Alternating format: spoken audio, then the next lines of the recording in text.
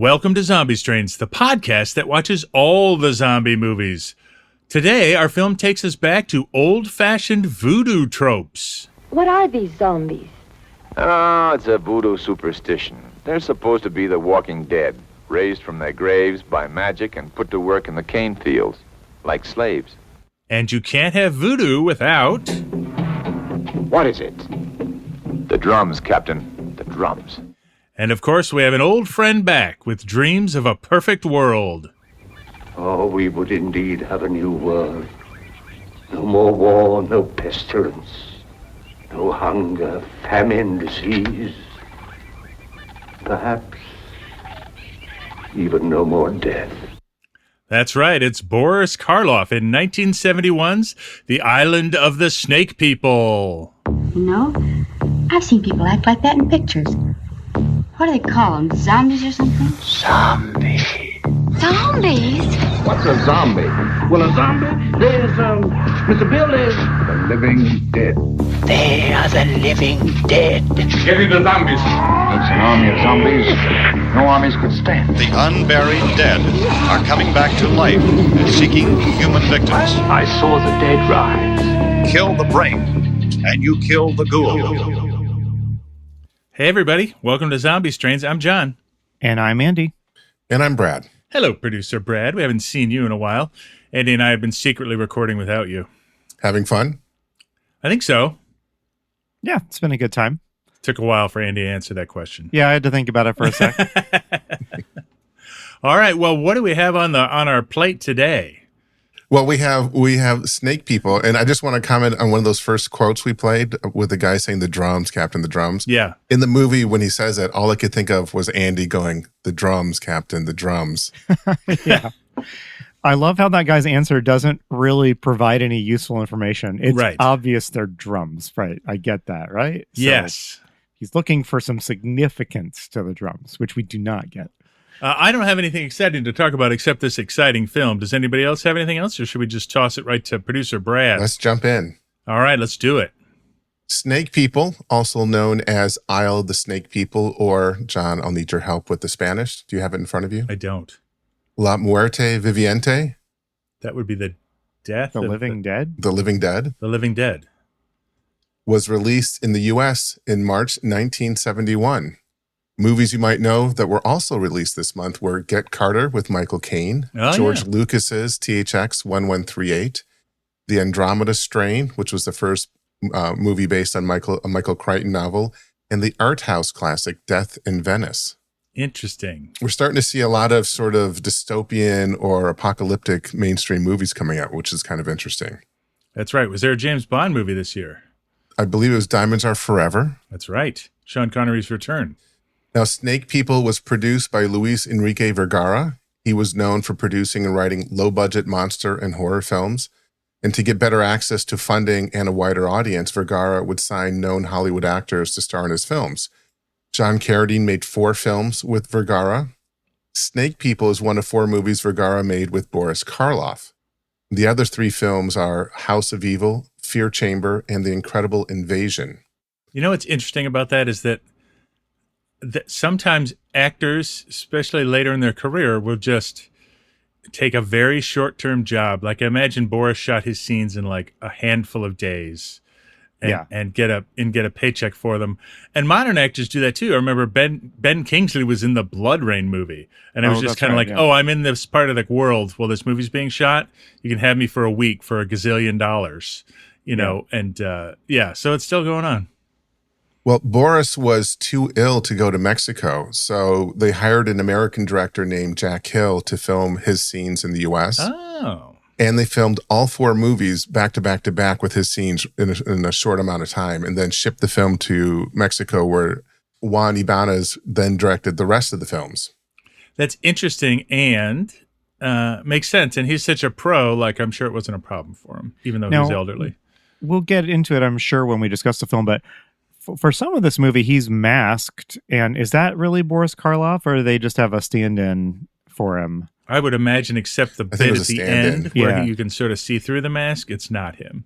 Although it's pretty close. It did leave me wondering. Yes. Can I also point out that we've been watching Boris? Well, first of all, Frankenstein came out, I think, 39 years before this film. And our first Boris Karloff film was The Walking Dead, 1936. So here we are almost 40 years later, 35 years later, and Boris is still chugging along. And for him, it's doing a low-budget film, which is a zombie film that he comes back in. So there aren't any high-budget films in the zombie world. No, none. Now, Karloff does not have long to live when this came out, right? Or when this was filmed? No, they filmed this in 1968, and then he died in 1969. So he died before any of these movies were. Well, he died before this movie was released. I think two of them came out around the time of his death. I've been reading a book about 70s movies, and there's one of his last films was a movie called Targets, which is a sort of infamous film, and I don't know what his actual last film was, but now I'm curious. I'll have to look it up. Sorry, carry on. Back to the American director Jack Hill. He was a classmate and friend of Francis Ford Coppola at UCLA. He worked on some of Coppola's early films. He was the second unit director on Coppola's 1963 film Dementia 13. Hill went on to become known for his work in 70s exploitation films. He directed the Pam Grier films Coffee and Foxy Brown, and he is the director of Switchblade Sisters. So the film was written by Juan Ibanez, the director, and Luis Enrique Vergara, the producer. Vergara often wrote his films to save money. And Jack Hill, the director of the American portion, also wrote of those scenes filmed in America. The score of the film was composed by Alice Urita. She was a concert pianist who composed just 6 scores. She also composed the score for one of the other 4 films with Karloff called House of Evil. And I found the score for this film kind of enjoyable. It had hints of Alien in it. Did you guys hear that? I did. It was actually pretty good, and I did notice it was a female composer, so I think we're getting to the point where that's not going to be a surprise anymore soon. Well, I think we've watched, 60-some movies, and we've had 2 female composers. Yes. So, I predict that the other changes. was Elizabeth Luton's for The Earth Dies Screaming. Yes, which is also a very cool score. On to the cast. Boris Karloff stars as both Carl Van Mulder and Damballa. Do you remember the first time we heard the name Damballa? I was trying to remember that. No, I don't. Was it in I Walked with a Zombie? I'm pretty sure it was the movie Voodoo Man, where they were chanting to That's some right, god. it was. And Yep. that was with Bela Lugosi and George Zucco. For the record, this was his second to last released film. The last one was The Incredible Invasion. Which was also one of these 4 films from Mexico. Boris Karloff, as we talked about, is best known as the original Frankenstein monster, and he was the original Mummy. This is his 4th appearance in Zombie Strains. We saw him in the 1936 film The Walking Dead, the 1957 film Voodoo Island, and a 1961 episode of the TV show Thriller called Pigeons from Hell. That's right. These 4 Mexican films were the last 4 that Karloff made, and he was paid $100,000 for each film. That's a lot of money. Yeah. I mean, that's a lot of money today, but that's a lot of money in 1968. Yeah. $500,000 for what? Like a week or 2 of filming? Yeah. Well, then you have to ask yourself, what does the filmmaker get for that? He gets to put Karloff's name on the film. And when you watch the credits, whose face is frozen behind the credits like a Brady Bunch grid. Yeah. Julissa played Annabella Vandenberg. Julissa is a singer and actress from a family of performers. Her son, Benny Ibarra, was a member of the Mexican teen band Timbiriche. And as a crazy side note, my wife went to high school with Benny. So it's the first time that my life has the first time my life has collided with Zombie Strains. That's kind of amazing, actually. Tongolele played Kalea. She was born in Spokane, Washington. Did you guys realize that when watching the movie? No. She was the dancer. Yeah. She was born in Spokane, but moved to Mexico when she was 15. She was a dancer from an early age who became famous in Mexico as a vedette, which we would call a cabaret or burlesque dancer.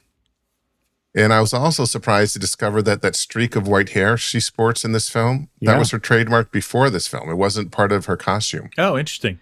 Is that a style that has a name? Because I think of it as like a Bride of Frankenstein hair streak. I don't know, but I'm willing to say going forward, any hairstyle questions we'll leave to Andy because he did such a great job researching in, which movie was it? Oh, I don't remember, but I didn't talk about it in the episode, but on our Avengers episode, I did troll around a lot of fashion blogs to learn about Emma Peel's outfits. No, Woman Eater. It was Woman Eater. It was the short hair. That's right. Yeah, that's right. That was one of my glories in this podcast. It was. That's why we remember. Yeah. Tongalele died in 2025 at the age of 93. Wow. It's nice to hear a female actress not have some horrible death, which is what we've kind of gotten used to. It's a low bar for being excited, but yes, for sure. Quentin Bulnes played Cleansor. He is the man who is in love with the zombie. He was also in Curse of the Doll People, the 1961 Mexican film we watched. He played Xandor, the Haitian voodoo priest in that film. Ah. Oh, huh. Okay. All right. I didn't recognize him. Now, it's a small cast. That's what I have for you guys. Shall we jump right into the plot of the film? Yes. This film, to the extent that this film had a plot, let's jump into it. John, do you want to take a stab at a 30-second overview? So our film takes place on a fictional island in the South Pacific. It opens with two people arriving at the island. This is a classic trope for us. Annabella Vandenberg is one of them. She is part of the temperance movement, which we will get into when we get there. We also have a Captain Pierre Labouche, and he has come to the island to enforce law and order. Also on the island is Carl Van Mulder, who is the uncle of Annabelle. And the plot of the film follows the captain trying to get rid of all the voodoo superstition on the island through brute force and basically police brutality. And as he pushes on the voodoo practitioners, they push back, ultimately killing him, several other people. However, Annabelle and her heartthrob she meets on the island, Wilhelm, escape. And we find out that Boris Karloff, Carl Van Mulder, was not who we thought he was. Dun, dun, dun. Dun, dun, dun. Does that cover it pretty much? I mean, it's a pretty simple plot. I'm impressed you were able to pack all of the twists and turns and psychedelia into one short summary. But yes, that's great. Thank you, John. Yes. So let's dive right in. And I want to start us out pretty quick here with a voiceover narration that accompanies us as the camera pans across a map of the world. And I was trying to figure out where it kind of zooms in. So you said South Pacific. Yeah, but it's not like, it's like closer to Indonesia than it is to Hawaii. Right, yeah. So we get some voiceover narration as the globe pans by, and we learn that on this fictional island, there is a lot of superstitious native practice. And let's hear the narrator tell us a little bit about what lies in store for us on the Isle of the Snake People. Unscrupulous adventurers take advantage of these superstitions to put docile native girls under their power, transforming them into zombies so they will submit to their primitive instincts. There are many existing opinions about the living death. The truth is that many strange and horrible stories are told, like the one that happened in Corbeil to Captain Pierre Labiche. Okay, so you guys, what do you make of that opening narration? It gets right into telling us that this movie is salacious. Yes. So this is 1971. Can I make a quick point here? Because one thing I thought of, spoiler for a little later in the film, I'm sure you're going to bring up Andy, but this is our second film with, I believe, in a row, with a woman being whipped, yes, by a man, and an extended sequence. So the point I want to just make quickly is there was a point, Maniac, right, where very salacious things were on film. Then there was a sort of, is it the Hays Code, producer Brad, but the producer's code? Yeah. Right? There was the Hays Codes, correct. However, in 68, we get the X rating, and things are starting to sort of crack along the edges. And this is the late 60s, early 70s is when Grindhouse really takes over, really salacious movies take over. And I think we're getting just a taste of that in this movie. And it says it right in the intro, right? Like, we're going to have women turned into zombies so they can submit to your primitive impulses. So we're back to the old days, I guess. Yeah, it is an interesting combination of going back to the kind of the zombie tropes of earlier decades, Right. but infusing it with the sort of lurid salaciousness that I think has always been implied and lurking under the surface, but here they can say it more, just come right out and say it, right? Yes. This film feels like an interesting transition. We'll get into this when we talk about our 70s episode, but a lot of people consider this period sort of sparked by Night of the Living Dead, actually, as the time when horror movies sort of weren't for kids anymore. And this feels like that kind of movie in transition, if that makes sense. There's some interesting stuff I want to unpack later, so remind me about the relationship between all of the different characters and the different factions they represent and the native religion here. So yes. I want to hold that thought for a little bit later because we do need to get rolling with this movie.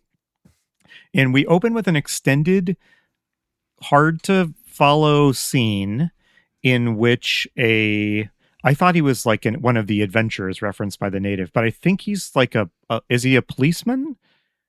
Is it Clemson? Is that the guy here?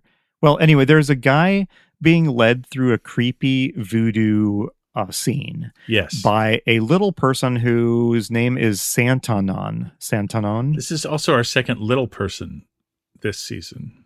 Yes.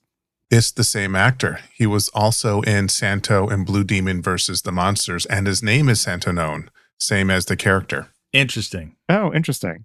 And so Santanon is dressed up in a really over-the-top outfit. John, you want to describe what he's dressed up as throughout most of this movie? Yeah, so he has a pair of very small spectacles on and like a top hat sort of thing, and he's wearing like dress shoes. It's like it's like formal dress, but he's got on like a necklace of teeth and gloves with like all these rings on his fingers. And he like, this is sort of iconic now. Both him and the man we're going to see soon, Damballa, remind me of what we consider now sort of a voodoo character, which is the tall, formally dressed person with the top hat who's actually the voodoo practitioner, like the guy in The Frog Princess from Disney. Yeah. Like, I think we haven't seen that before, but it just occurred to me that we had to see it at some point, right? Because it's sort of iconic now. Yeah, so I think he's supposed to evoke a figure from voodoo mythology that does play a role in this, and that is Baron Samedi. Yeah. Baron Samedi is often displayed in that stereotypical, like, he's got kind of skull paint on his face. Yeah. And he's got a top hat, and he's got kind of a posh look about him. Yeah. Baron Samedi, he's an important spirit in Haitian and Louisianan voodoo, and he is a kind of a high-ranking. He's a charismatic leader in voodoo mythology, and his purview is sort of death, fertility, resurrection. He's sort of he plays the role of sort of guardian of the dead in this mythology. Mm-hmm. And I think he might play the role of like ushering you into the afterlife when you die.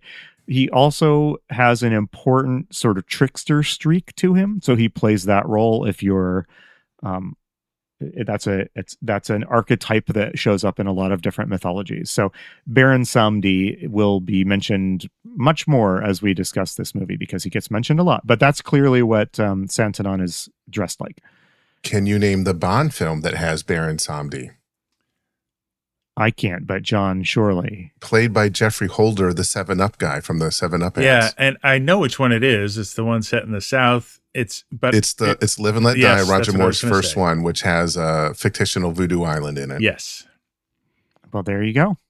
And that was 1973 in terms of timeline, so it doesn't make more mainstream for another 2 years. Yeah, and it also has a really great, one of the best car stunts ever done. So anyway, carry on. Is that the one where he, like, the car flips and you hear the sound of the whistle? Yep.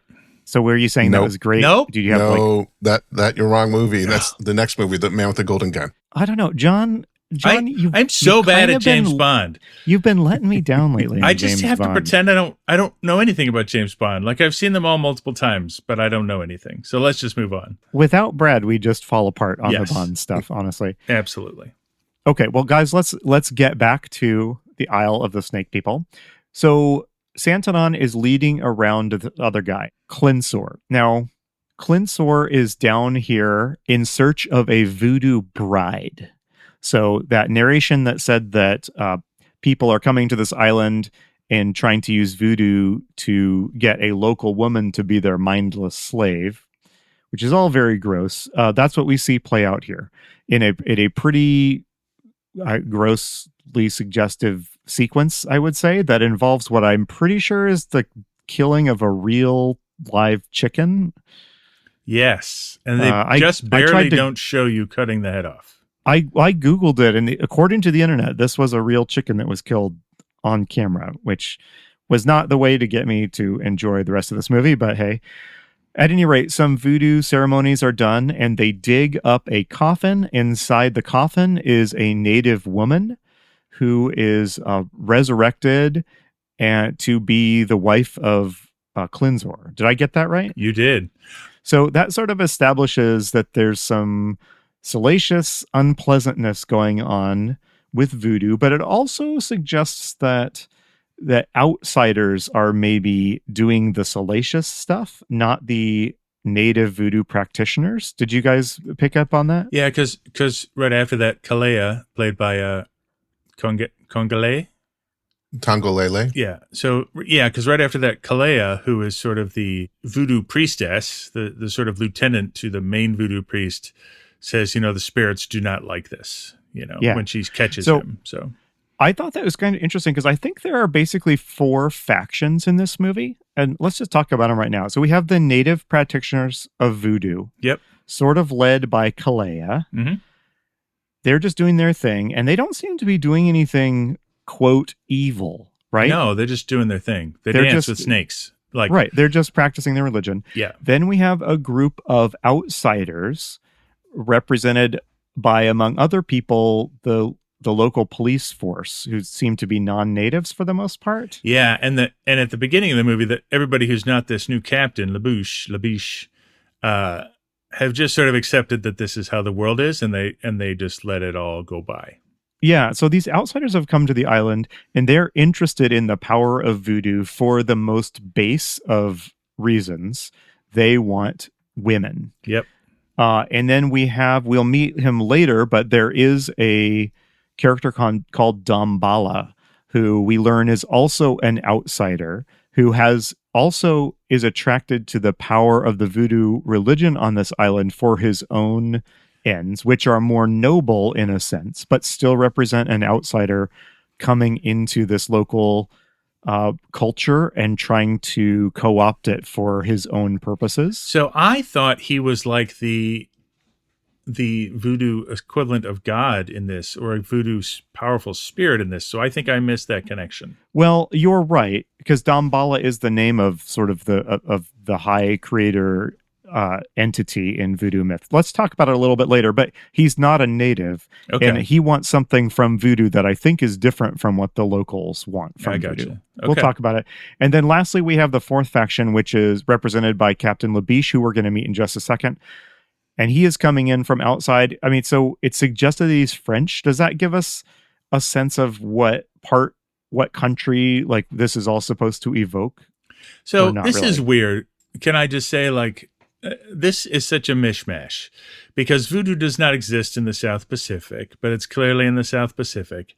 They have a mix of sort of Mexican attire, right? So a lot of the average locals will go around not in sombreros, but just large, big straw hats that are used for harvesting in the sun. Yeah. And then, those people look Hispanic. And then there's some black people who practice the voodoo, but they all seem to be hanging out together. So it just seems like they threw together what they had, I guess. So maybe this was a confusing way to start into this movie. And so I apologize, but I just wanted to say this movie, I don't think takes all of that stuff seriously, but there is interesting stuff below the surface of this movie about different groups of people interacting with a culture and a religion that aren't their own, right, and that see something in it that they want or that they want to stop. Okay, well, I've gotten us way off track. So let's pull ourselves back in and meet our heroes. The movie truly begins with the arrival, as is totally common. John, you mentioned we see this all the time in our movies. We have a a kind of quote civilized person arriving in a quote exotic place. We get a little bit of the exposition dump by the person guiding them around. 2 people have arrived on the island. One is Annabella. Mm-hmm. She is a temperance activist. And John, you said you might have something to say about temperance, the temperance movement. I'd like to hear about it in just a sec. Yep.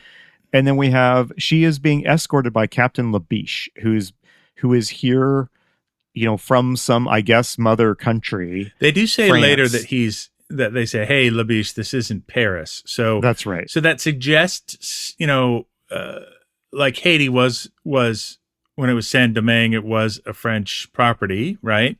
So I think that's what they're going for. Yes.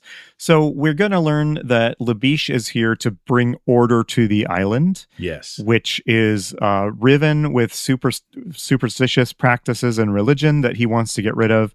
And all law and order has sort of collapsed as the police and stuff have just stopped doing their job. So do you have anything to say about these characters or about temperance, John? Well, let me say something about Captain Labiche first. From the side, in profile, did he look a little bit like a doughy Pedro Pascal to either of you? Like he's got the same nose and eyes as Pedro Pascal. That's amazing, and that is changing my understanding of this film. But yes. Also, yes, so the temperance movement, we're talking, right? The temperance movement is like late 1800s through the beginning of Prohibition, a serious effort by many Americans to eliminate alcohol from not only our culture, but all other cultures. So I wanted to bring that up because it sounds like that's trying to set the tone for when this movie is, which would be early in the 20th century. Is that what you took from that? Because that's what I did. That's what I took from it, because I can't say there's a lot else that really specifically dates this film, like when it's supposed to be taking place. Right. But that puts it in a pretty specific stretch of time. Yeah, so I think they're trying to take us back to the 30s. Okay, so after the introduction, Labiche and Annabella kind of tour around and take stock of the situation on the island. What they find when they arrive in the main town is that, as predicted, Labiche finds that the local police, the local law and order is just not doing their job at all. There's they're drinking openly on the job. They pass one of the militiamen or police officers who is being served by a docile local that I think we're led to understand is a zombie. Yeah. Like that a lot of these guys have taken zombie wives. And let's pause. I guess we have been saying zombie without talking about what these zombies look like. So John, what did these zombies in this movie look like? They're not particularly gruesome. They're not gruesome at all, really. They look like regular people. They are all black, which I think is important. And they have like pasty face paint on. And that's about the limit of their zombiness. Yeah, I don't think they ever talk. No. And they just obey the orders of their master, I guess, which in most cases is the man who has raised them to be his wife. Okay. So they meet a local police officer named Wilhelm, who's going to be our kind of, quote, romantic lead. Wilhelm is a younger man, and he works in the police department, and he hasn't gone native, but he has been here long enough that he is kind of trying to advise Labiche to take it easy when it comes to cracking down on local customs and to avoid interfering with the local religion and local beliefs. He's like the local guy who knows how things work and is using them all to his advantage and kind of likes the status quo, right? He's got this cushy position. He's got his zombie wife. He's nominally the police chief, so people don't mess with him, but he doesn't really have to do anything because there's a sort of tacit agreement that you leave us alone and we'll leave you alone between that and the voodoo community. Exactly. So Wilhelm decides to take Labiche and Annabella to see the local rich man or the tycoon, a guy who owns half the island. This is Carl van Mulder, played by Boris Karloff. And dressed like Colonel Sanders. Yes. I actually looked this up just for context. Colonel Sanders, like Kentucky Fried Chicken did come out in 1930, and Colonel Sanders was the brand ambassador. So that's not made up. Like that suit existed for a long time before Boris Karloff wore it in this movie. So it was a deliberate choice, is what you're saying. Yeah. Okay, so Van Mulder is also the uncle of Annabella. So she's here to see her uncle. Yes. They go to his fancy mansion or plantation. And you can tell it's fancy because he's got a toucan. That's right. Yeah, there's a toucan in a lot of scenes in this movie, just sort of hanging around in the background. On the way, they come across a voodoo funeral procession, and this prompts a little bit of a discussion about the local religion. And here we hear Annabelle and Wilhelm talking about the local religion of voodoo.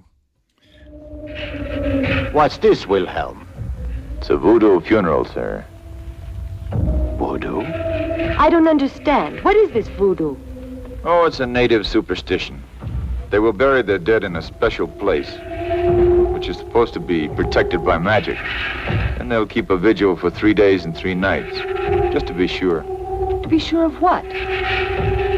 Oh, to be sure that the bodies cannot be raised and made to walk at night, forced to work in the field. Which I gather doesn't happen too often. Not too often. I do kind of like that exchange. Not too often. Yeah. That's good. I also love the sample of music we get there. Well, we should take a moment and let people know that this movie is dubbed. So the voices we hear are not the actors who were filmed, with the exception of Boris Karloff. Right. Yeah. It's a little jarring. Yeah. Because he's clearly speaking naturally and everybody else is dubbed. So in the course of this, while they're traveling to Van Mulder's, they also learn that the local voodoo circle is led by a mysterious figure called Damballa. Yes. And Damballa, we talked about earlier. Damballa is the name of like a high god or the high god in voodoo mythology.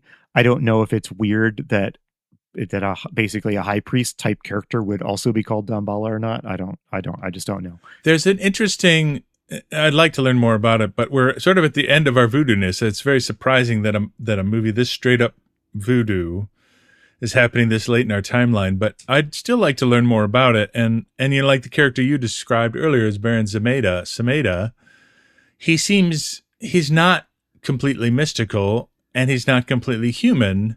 And there's this weird mix of the material and the present and the superstitious that I find fascinating. Yes. Yeah. The character you're talking about is Baron Samedi. Baron Samedi, I'm sorry. He gets mentioned in this scene. And I think this is the first time, for all his centrality to actual voodoo practice, this is the first time I think one of our movies has mentioned Baron Samedi. Is that right? I think so. I think so. So we get a lot of voodoo stuff here. And this is the first of several pretty trippy, pretty salacious presentations of voodoo rituals. Yes. There's a lot of voodoo drums, and in particular, there's a lot of jiggly voodoo dancing by Kalea. And it turns out that voodoo dancing in this context looks an awful lot like cabaret dancing. Yes. Strangely enough. But with a snake. With a snake. So there's lots and lots of snakes in this movie as well, usually being hoisted or caressed or hugged by a scantily clad woman. And it makes me crazy because they have boa constrictors, which is what they're dancing with. And then later the boa constrictors act like venomous snakes, which they are not. And my inner nerd just screams every time that happens. Boa constrictors can kill you, but they don't bite you like a rattlesnake. Put it in the goof section on IMDb. Fine. John. Yeah. Yeah, so we get a big scene of a voodoo ceremony. There are skeletons, there are snakes, there's suggestive ecstatic dancing. Yeah. There's really trippy cameras zooming in and out really quickly. It goes on forever, quite frankly. And did you have any thoughts on this whole scene? I do, because I think that one new thing, you know, I think I said earlier that this is a movie with 1 foot back in our sort of white zombie 1930s world and 1 foot in the modern cinematic world with its salaciousness. And I think one of those things is these are shot to seem like a drug trip. Yes, very much so. You know, like LSD is a thing. People know about it. And I think there's an element of trying to recreate that experience here. Not exactly, but certainly like strange drugs making you feel strange and see the world strangely is an emphasis of this ritual. Yeah, this is presented as a trippy, ecstatic, religious experience. Yes. You know, I don't know if it was important or not, but I think a local man was killed during this ritual. Is that correct? I believe so. I think so. Did someone say something like people want to die so they can be brought back as zombies, or did I invent that? I don't recall that, but somebody definitely died during this ceremony, Okay. and nobody seemed too upset about it, I guess is what I'd say. Well, this is presented to us as an example of what Labiche is here to clean up. Right. He wants this to stop. And so they meet with Van Mulder, Boris Karloff, who invites them into, he has sort of a kind of a mad science lab. It's got a few mad science pieces of paraphernalia, but it also has snakes in cages, that sort of thing. And a toucan. So it's like a jungle mad science lab. Yes. And Van Mulder goes on at some length about the local voodoo religion, and he has his own take on this. Van Mulder believes that there is something to it, that there is real power behind this specific cultural belief, and that it might be able to be harnessed for something remarkable. And he goes so far as to try to demonstrate to Labiche and his niece Annabella psychic power. So he tries to move something with his mind. I didn't see it move. He claimed that it moved a little bit. I did see it move. You did see it move? A little bit. Just a little bit. It jiggled. Right. Well, Labiche dismisses it as as fakery. And that's when Van Mulder calls in Kalea, who I think is like a housemaid or housekeeper. Yeah, I'm curious about their relationship because clearly he respects her. Yes. But she does work for him. But I think it's not that simple. Do I have it correct? Kalea is working for him as his housekeeper, sort of. Yes. But she also is kind of running the local voodoo circle. Is that right? That's how I understand it. Okay. And he kind of knows she's powerful. Yes, because she comes in and she ups the ante here she has an incredible Bela Lugosi stare that she does many times during this movie. Does. She employs it here. The camera does a close-up on her staring eyes, and she ignites a pile of sticks or something like that. Is that right? Yeah. And I think one interesting thing about her is, yes, it's salacious, and yes, she is here to be scantily clad and dance. However, she's also the most powerful person on the island that we've met. You know what I mean? Like, she's clearly in charge of a number of things. Well, this is a topic we probably aren't very equipped right now to discuss. Yeah. But there is that paradox of sexuality in a somewhat sleazy movie like this being simultaneously an objectification, like meant for the viewer to just sit back and salaciously enjoy. But it is also a part of her power that she has in the context of this movie, and it's presented as such. So how about this is like the gentle introduction of this trope, which we will see in gruesome fashion very shortly. How about that? There you go. Yeah. So, all right, we need to move along. So anything you want to talk about this big conference scene where Van Mulder kind of first espouses his theory that he thinks local voodoo religion can be harnessed to do something great. And I think Brad even played a clip at the beginning about him saying like there might even be the power here to end death itself. Yes. Any thoughts on this before we move along? Did I mention the toucan? Yes, Okay. yes, you did. Nope, but then I'm good. You can't mention the toucan enough because just remember, viewers, there is a snake, a toucan, or both in every scene of this movie. So, yes. All right. We move on, and then a lot of stuff happens in this movie, and I'm going to need a little bit of help, like deciding what's worth talking about. Well, because it gets honestly pretty murky starting around now. But can I unmurkify it for you? Please. So this begins this is the bulk of the movie, and it is the same thing over and over, which is Captain Labiche saying, I'm going to put the screws to these voodoo practitioners. He goes and beats some up. It's like a gang war, right? So then they come back and kill some people, and then he escalates, and then they escalate. And there's a couple of like trippy dream sequences that people have. There's a wonderful moment where like Annabelle sort of meets herself, her dark self, in a dream.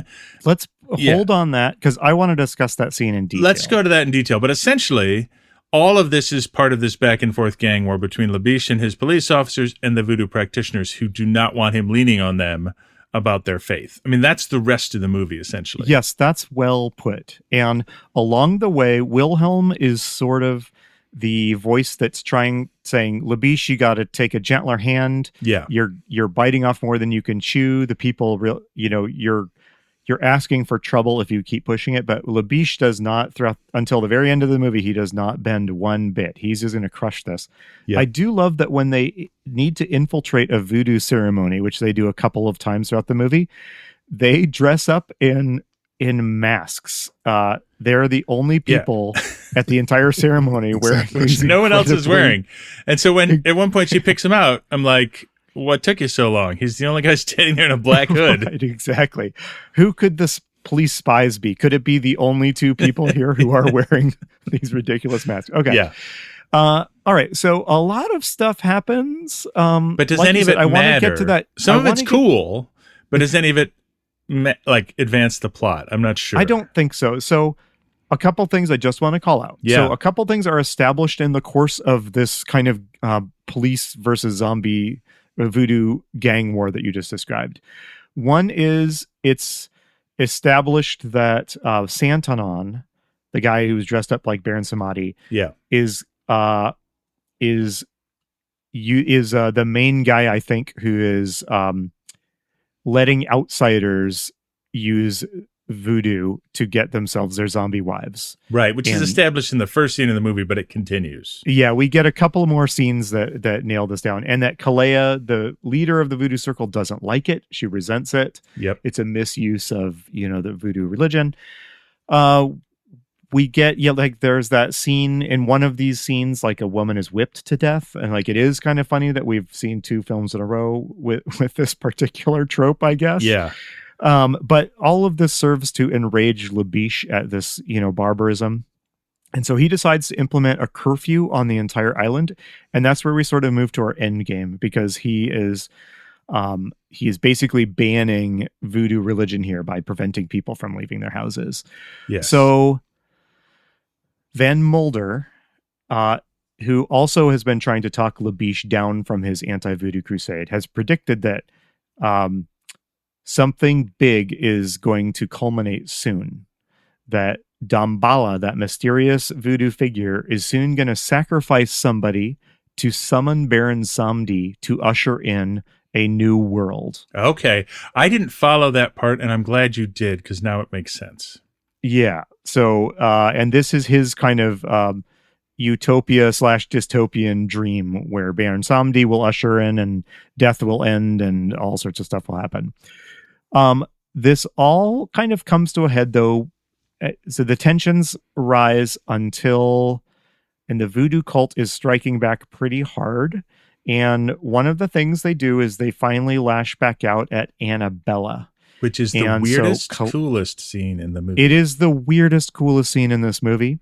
So Kalea and Santanon sneak into Annabella's room while she's sleeping, and they do a creepy ritual on Annabella while she sleeps that involves a snake, and they keep they're whispering to her, is it like send your dreams to Damballa? Yeah, and a mirror is involved too. There's something very cool about mirrors, using mirrors to sort of capture people's dreams and spirits. It's not particularly well executed here, but I love the idea.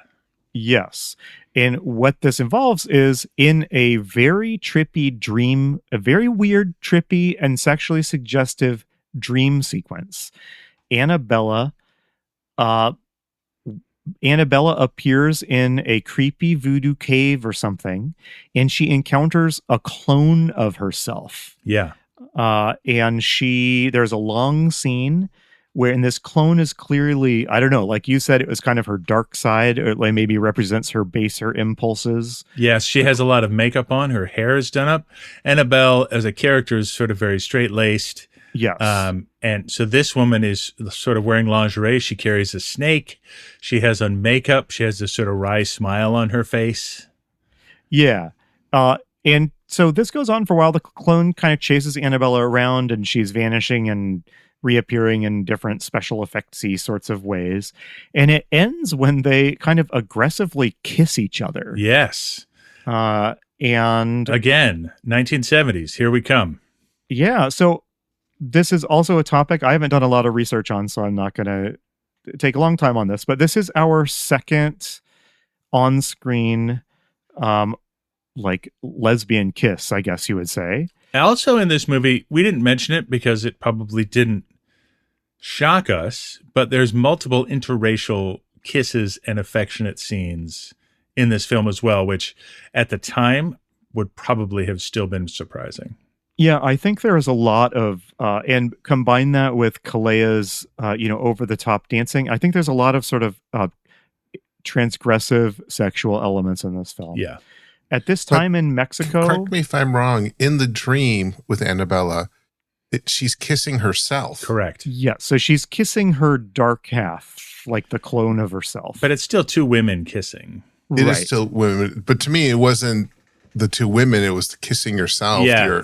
That was the... Yeah, well, I don't say that this is a depiction of, like, same-sex love in any meaningful way. But I do want to say, like, so I did a little digging. So homosexuality on screen in Mexico was not really something that was happening a lot.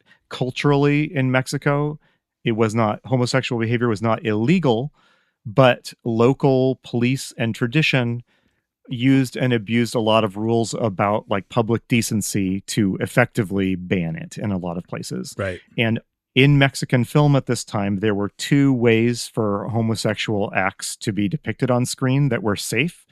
One was to make them a joke, like an over-the-top comic, effeminate character, for example. Mm-hmm. And the other way was to depict it as something, sinister and dark and depraved. Gotcha. If you showed it in one of those two ways, it could make it onto the screen without being quashed by censors, official or otherwise. So, and they chose the latter here. So that was the most interesting scene in this entire movie. But Annabella wakes up. It was kind of all a dream. But let's see. I got a little bit lost. I have some notes that there sure are a lot of snakes in this film. I feel like I rushed you through that, but no, it's fine. This all leads up to, does Annabella get kidnapped? Yes. Yes, she does. So Annabella then gets kidnapped by the voodoo cult, and we're now moving to the end game. So there is Damballa has some sort of super voodoo ceremony planned that's going to usher in this age of darkness. And we've been told the human sacrifice will be involved, and that human sacrifice is implied to be Annabella, who is kidnapped and taken to a voodoo ritual in progress. Yep. Labiche and Wilhelm infiltrate the ceremony in their masks once again. We do get a little thing where... Oh, there's one thing I want to mention. Just for no reason, so they can have a good ending, there is a romantic moment between Wilhelm and Annabelle. I think just because they need to set up him as the rescuer. I don't see any other reason why that exists. But I couldn't tell if this was supposed to be a genuinely romantic scene or if it was a scene like almost mocking. If it was a mocking scene. It felt like they had to include it to have a happy ending. That's the only thing I can think. It's a strange scene because it's between Wilhelm and Annabella, and they're sitting on a couch, and Annabella is actually coming. She's like been doing some research into this voodoo stuff, and she's coming to some conclusions about what's going on. Mm-hmm. And Wilhelm keeps interrupting her and with these like corny romantic lines like "the fire in your eyes," And so that's why I thought maybe it was this was like a parody of a romantic scene because it's hard to say, but they do end up kissing, I guess. So. I think they included just because they felt they had to for plot reasons. I think you're probably right. So anyway, everyone is at this voodoo ceremony now. Annabella's about to get sacrificed, and who should show up? The mysterious Damballa, who has remained off screen the entire time, shows up at the ceremony. On the way, he takes a quick stop to murder Santanon, the guy dressed up as Baron Samedi, I think for betraying the real spirit of voodoo with this crass side trade in zombie brides. There is kind of a cool scene where we skipped where the voodoo cult like seduces one of the local where the voodoo cult hunts down a turncoat who had been like feeding info to the police and kills him. At any rate, everyone's here at this final scene. John, do you want to just walk us through this? Tell us a little bit about Damballa as we see him in the scene. So he looks actually not unlike we've described Baron Samedi. He's got a top hat. He's tall, and he carries a staff, like a cane, that is a wooden staff with a skull on it. He's dressed all in black, but over his face he has like a veil, and there are these black circular sort of welding goggles on his face. And so we can't see him at all. We see him get dressed. But yeah, he has that sort of Baron Samedi look, but we don't see his face, but I'm pretty sure everybody who's watching this movie knows who it is by now. Yeah, so if you haven't figured it out, Van Mulder is Boris Karloff. He is both this rich kind of tycoon who seems a little bit, a little unserious, but he is also secretly Damballa, the voodoo master. Correct. I don't totally understand the relationship between Damballa and Kalea, like between him and the local voodoo community, but whatever. And so he wants to sacrifice Annabelle because that will usher in this new future that he wants. And Damballa sacrificing his own blood. Yes. Oh, that's right. Yep. And then it kind of ends as you would expect, right? Everybody is sort of revealed. Well, what happens, there's a great bit where, so Labiche comes in, he pulls out a gun, and you forgot the setup, which is he's filled all his pockets with like hand grenades. That's right. And so he goes to shoot Damballa. I think he does. I can't remember. But when he does that, Kalea has a snake, the boa constrictor that's not venomous, that they're saying is venomous, bite him on the hand. When that happens, Wilhelm grabs Annabelle, they flee, and Labiche is woozy, and he falls over and he collapses in the fire and creates a humongous explosion as Wilhelm and Annabelle run out of the area. That's right. I like after Van Mulder gets shot, he's dying, and he says something about maybe my death can be the sacrifice that brings Baron Samedi to this world, which I kind of thought was cool. But then Labiche falls into the fire and his grenades go off and he explodes.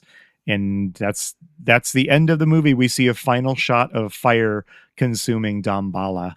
And then the credits roll with Boris Karloff's face inexplicably plastered behind them. So yes. Oh, I don't know if that made any sense. So listeners, write us in and tell us if that made any sense. It made as much sense as the movie does. Yeah, that is my defense. Strangely complex and boring at the same time. It's hard to. It is. Yeah. It is. This was trippy. If we have more movies that are this level of trippy, we're gonna have to figure out a good way to recount them, because this is a movie you experience more than a movie you watch for its plot and characters, I think. I would agree. So yeah, this is a movie. Well, let's get into it. Let's do it. Do you have any final things before we get to our wrap-up questions? No, because they will all come out in the wrap-up questions. Okay. All right. In the Isle of the Snake People, John, is there a hero party? Yeah, it's nominally Wilhelm, Annabelle, Labiche, and kind of Boris Karloff Van Holder, but not really. I'll give this movie credit that you don't really feel entirely comfortable with any of the people in the hero party. Right. Labiche is the most traditional heroic character. But he's kind of a jerk. Yeah, he quickly goes off the rails with his anti-voodoo crusade. Wilhelm is Labiche is the outsider. Yes. Wilhelm is positioned kind of as a handsome, laid-back kind of guy, but you feel a little uncertain about where his loyalties lie throughout most of the movie, I would say. Annabella is the sweet, naive from back home visiting this strange land. Yeah. She's a familiar character, but her temperance loyalties introduce an interesting element to this film that I didn't quite know what to make of, but they do kind of prevent you from entirely rooting for her, I guess. Does that make sense? Well, she seems like the outsider who doesn't really know what's going on. Yeah. And just kind of annoying because of that. So I don't think I would use the word anti-hero to describe these people exactly, but this is a more complex group of heroes than we've seen in most movies. Yeah, which is why it's disappointing that it's kind of boring. Yes. All right, so how does that party do? How many survive? Only Wilhelm and Annabelle survive. Everybody else is killed, either shot, killed via voodoo, snakebite, or an explosion. Tell us about the zombies. What strain of zombie are we dealing with? So these seem fairly classic voodoo zombies. They have a little more action. They can move fast and are very strong, but I didn't notice anything beyond very, very classic, like back to white zombie working in the factory zombies. Yeah. Like all the way back to the beginning. So this has two elements of the zombie that feel like very, very big callbacks to White Zombie in the earliest movies we watched. One is zombies as slaves. Mm-hmm. So you create a zombie so that you can put them to work as a docile labor force that can't resist you or make choices of its own. And secondly, it's zombies as, it's a little gross to talk about, but zombies as your eternal love. Right? So all the way back to White Zombie, that was Murder Legrand's plan, was to zombify the heroine in that movie so that she would marry him and basically be an she would obsession. Marry the plantation owner. The plantation owner. Oh, that's right. What's interesting though is in that movie, the plantation owner regrets it because he realizes how lifeless she is. In this movie, nobody regrets it. They get exactly what they want, which is a little creepy. Mm-hmm. And when I say a little, I mean a lot. Yeah, well, this theme is still resonant in movies like Obsession, which is about a man who wishes, who gets himself a perfect, obsessed love interest and finds out that wasn't what he wanted. To say nothing of how awful it is to, enslave someone like that. But all the way back to White Zombie, I do think the better movies that touch on this do touch on that unease with do you really want someone that doesn't have a will of their own, right? Right. You see a lot of people hanging around with their zombie wives in this movie, and you think that doesn't look very like that. That can't be what you want out of a relationship. But I don't know. Yeah. Okay, I didn't mean to dwell quite so much on that. How fast are these zombies? Are they slow, regular speed, or are they speedy zombies? They're regular speed. All right. Any new zombie firsts that we need to note in this film? I want to say really. Baron Zombie, just referencing Baron Zombie, tying him to zombies is a zombie first, I think. I think so, and I think that look is the first time we've seen it, and I didn't realize it until I watched the movie, but we haven't seen that sort of Baron Zombie top hat, skull painted face business until now. And this is really the first time. Can zombies return to being human in this movie? I don't think so. I think they're dead. Okay. So John, the beginning of this podcast, you identified 4 pillars of the zombie movie. Let's find out how many of them are present in the Isle of the Snake People. All right. John, in this movie, is there an apocalypse? Potentially, yes. Yes. Damballa wants to bring one about where he would end humanity and basically turn everybody into a zombie and create peace. This is new. We've had zombie movies that featured apocalypses, but this is the first I feel like this is the first intentionally apocalypse brought out intentionally by the zombie master. Yeah. So in Last Man on Earth or Night of the Living Dead, it was just something happened, a virus, something that caused zombies to exist. Here, it's somebody contriving to create a world of zombies. And, I should note that Damballa doesn't necessarily seem to be a zombie master in the traditional sense. He's running the local voodoo situation, but he himself doesn't seem to have or to command zombies. Is that accurate? I think so. And that's why I think I was a little confused by him, because I thought he was like the boss, but he's not really, but he's very powerful. Yeah. Okay. In this movie, is there contagion? No. In that sense, it's like an old-fashioned zombie movie. You have to be created. You have to die and be created.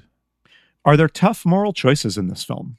I think so. I mean, I think when Labiche goes and sacrifices himself by throwing his body on a fire with explosives, like, I think that's not just sacrifice. Like, as you said, nobody seems quite right in terms of like morally pure, and I think that comes through in the choices that they're making. So it's not strictly in the sense that we thought, but people are morally compromised for sure. I'm interested in this next one, John. Does this movie feature loved ones turning against you? So I'm gonna argue yes, because I think the scene with Annabelle and her dark twin has the vibe that we were looking for with the loved one turning against you, except in this crazy LSD world, it's herself. Yeah, I mean, there is power to that scene in the sense of, coming face to face with, this very pure character being confronted with the darker version of themselves that they maybe keep suppressed under the surface.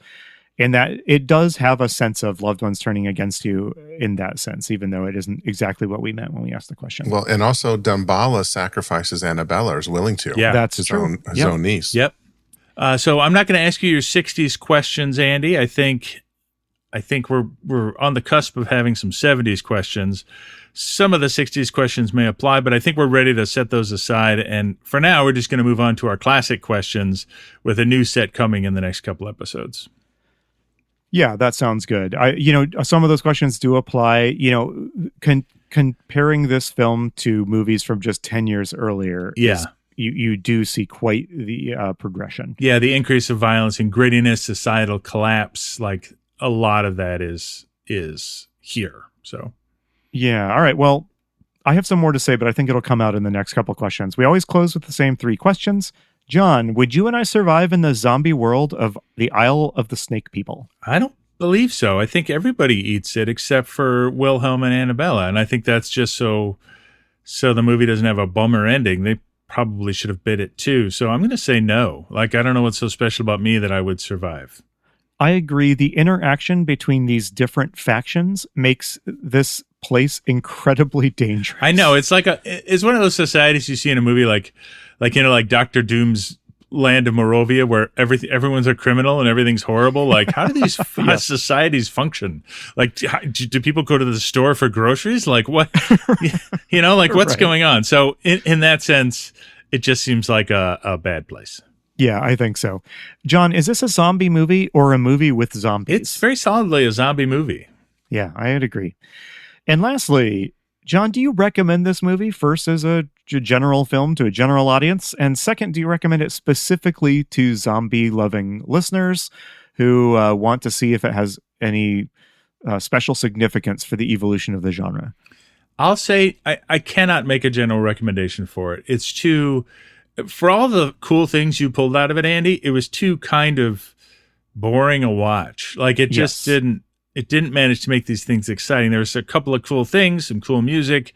I like this. There is a new facet, which I think is why zombie fans should see it, of the Baron Samedi character. And like that is like a bridge to, I think, modern, just sort of, it's not real, right? It's not real voodoo, but it's a bridge to modern sort of voodoo stories. And we hadn't seen it before. So for zombie fans, I think a soft yes. For regular folks, a pretty hard no. Yeah, I would agree. I was talking to my wife about this earlier. Like, one of the things I've learned from this podcast, we've seen a number of movies that fall into the sort of exploitation genre, is that those rarely are very good movies, right? I mean, like, you might think from the presence of a couple really over-the-top, exciting or titillating scenes that it would be an exciting thing to watch. Right. But the reality is you get like a couple of crazy scenes separated by 20 or 30 minutes of not all that great filmmaking, acting, directing, writing, etc. And that's where this movie landed for me. It's just kind of long and kind of an awful lot of it was a slog of repetitive weird scenes. Yeah, and I think that's sort of what separates the regular folks from obsessive zombie fans is somebody who's sort of really into movies or obsessive. They can watch a movie and pull out a couple of things and be like, oh, that movie had this thing in it and that's really cool, which is why you and I are willing to watch these. But as a regular movie experience, it's not pleasurable enough to spend the time. Yeah, and the last thing I wanted to say on this topic is that Night of the Living Dead was so, it just landed like a meteor. Yeah. And watching a movie like this after watching Night of the Living Dead it doesn't put this movie in a very great light. I think if we had seen this before Night of the Living Dead, kind of brought a fresh purpose and vitality to the genre. Yeah. I might have had a less negative reaction to it. But now that we've seen what can be done with zombies, I find myself struggling to return to these tales of visiting an exotic island with with natives who practice some sort of Hollywood mishmash religion based sort of on voodoo, What I'm learning is I think we always had Night of the Living Dead like as a target for important zombiness. And I think what we're realizing, it's actually important for horror movie and actually movies in general. Like, yes. I'm not sure that you get a lot of the more extreme movies that happen in the 70s, which we'll be talking about in our 70s episode. Be sure to tune in, without Night of the Living Dead in a way that I didn't appreciate before. Yeah. And, it's maybe unfair to compare this low budget Mexican film to the work of a real talent like Romero. But, Night of the Living Dead also had a really low budget, right? Yeah. It also had a lot of people that weren't famous, or, it had fewer famous people in it than this movie did. Correct. So first time director didn't really know what they were doing. It makes it hard to enjoy this because I've just seen what else can be done with the genre. Absolutely. But I'm glad we watched it and talked about it because I do like some of the zombie stuff. Me too. And I do want to credit the scene where she interacts with her dark clone. That's new. That was interesting. Definitely an iconic scene for sure. Yeah. And Boris Karloff was great. He wasn't just hamming it up. He wasn't just cashing a check. He fit in the movie, and his performance was Boris Karloff. It was good. Yeah. In our episode about where he was the host of Thriller, we were sort of surprised at how, I don't know, maybe it's just easy for him, but how much effort he put into this sort of schlocky, silly role. And he does it again here. There's no sense that he's winking at the camera or anything like that. No. Okay, well, we've survived our journey to the Isle of the Snake People, but we are not out of the fire yet, or the frying pan, because we're about to learn from producer Brad what zombie movie we're watching next. Is it another Santo movie? Well, after watching a bunch of low-budget films, how about we watch a Hollywood studio movie with a $4 million budget? Oh, that'd be great. Maybe. Now I'm. Is this a joke, or are you about to pull the rug out from under us? I'm about to play a snippet of the trailer and then show you the poster. All right. So I'll let you decide. Here we go. I'm ready. The last man on Earth always carries an automatic weapon. The last man on Earth is hunting.